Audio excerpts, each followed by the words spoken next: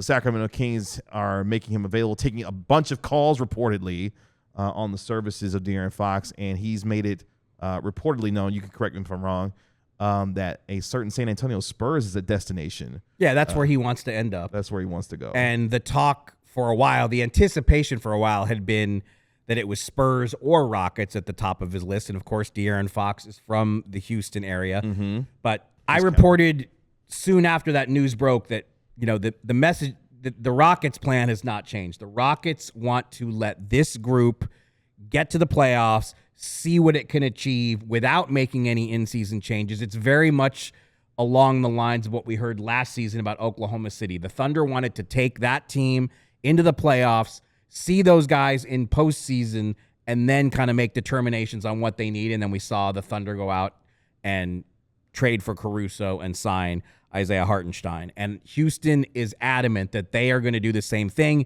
They do not want to do anything drastic. They are, the Rockets adamant that they're not going to make a run at De'Aaron Fox in season. So look, the Spurs are at the top of the list, but when a player of that caliber comes available, pretty much everybody checks it out. It is somewhat reminiscent of where the Cavs were last season with Donovan Mitchell. All last season, you had teams ringing the Cavaliers' phones off the hook, trying to get them to take offers on Donovan Mitchell. The Cavs said no to everyone. Stop calling. We ain't listening. We're going to convince Donovan Mitchell to sign an extension. The Cavaliers did. They succeeded. They convinced Donovan Mitchell to sign that extension. If they hadn't, the Cavs would have been forced to trade Donovan Mitchell or go into this season with Mitchell on the last year of his deal. And that's basically where the Kings are. Even if we don't see a deal in the next week, and it might be, there might not be enough time for a deal to come together in the next week. I think the Spurs and Kings will try. I don't know if anybody else gets into that mix. We'll see if it actually happens in the next week. But if a Fox deal doesn't happen now, it's going to happen in the offseason, because the difference between De'Aaron Fox and Donovan Mitchell, the Fox camp has made it clear to the Kings they do not want to do an extension. And the Kings cannot risk going beyond the summer with Fox potentially entering the last year of his deal next season and then taking the risk that they get nothing for him. So if we don't see a De'Aaron Fox deal in the next week, we're basically down to a week now because it's almost Thursday. 3 p.m. Eastern, 2 p.m. local time. Thursday, February 6th is the trade deadline. So we're basically down to a week. If we don't see a Fox deal in the next week, we're going to see one in the offseason. And then with Jimmy Butler, the Heat are absolutely, the Heat have reached, it has gotten so ugly. Well, real quick, the other, you could argue the other difference between Donovan Mitchell and De'Aaron Fox is one is CAA, that's Mitchell, and one is Clutch, and that's De'Aaron Fox. There is a slight difference between how those two agencies work as well.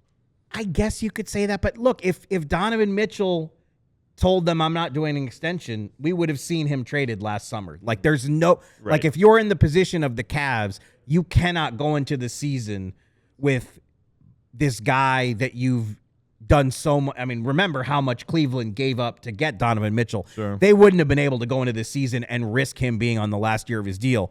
And look, now in Fox's case with the Kings, okay, they didn't give up all the, Cleveland gave up a ton in that trade to Utah, but the Kings did trade Tyrese Halliburton to prioritize Fox and build around Fox. So Fox telling them he's not going to do an extension. That's a gut punch. And them having to now trade him. And remember, the Kings fired Mike Brown, incredibly messy firing. Right. They were ripped league-wide for how they handled that firing. But results on the court, they won 11 of their first 15 after making that coaching change. Mm-hmm. The coaching change has proven to be justified based on the way they've played since. And now to deal with this situation, to have to decide, do we trade Fox now and, rush a Fox trade before the deadline? Not fun. The Heat are still in a worse position. Sure. Because for Miami, the thought of not coming up with a Butler deal and having to continue for the rest of the season with Butler still in Miami's building in a Heat uniform, it's really hard to imagine that scenario. So as you guys, I'm surely are aware, the price has been lowered. Miami is just trying to find the most palatable deal they can to end that saga. But I would say, look, we've seen 5 trades already, and now there is constant conversation about both Jimmy Butler and De'Aaron Fox. So please spare me the boring trade deadline noise, because this has not been boring. Well, if you're Sacramento, I mean, where would you even go from there at that point? Because let's say you get a deal done with De'Aaron Fox's trade deadline. I'm looking at Domantas Sabonis. I'm looking at other guys thinking, well, what's the direction? Well, here's one thing I would say, that so the whole league knows that Fox wants to go to San Antonio. Sure. This does put a little bit of pressure on the Spurs to make sure they get him fast, because you don't want this to go to the summer and have other teams emerge and maybe they are added to the list of desired destinations. Sure. If you're the Spurs, and assuming that you want Fox, and the presumption is that they do.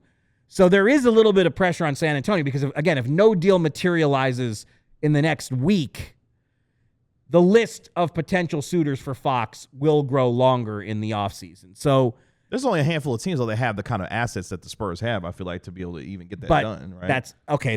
I grant you that, but do the Spurs, the Spurs are not famed for making in-season deals. Sure. And you naturally don't want to just give away right away Castle. The Kings are going to want Castle. Mm-hmm.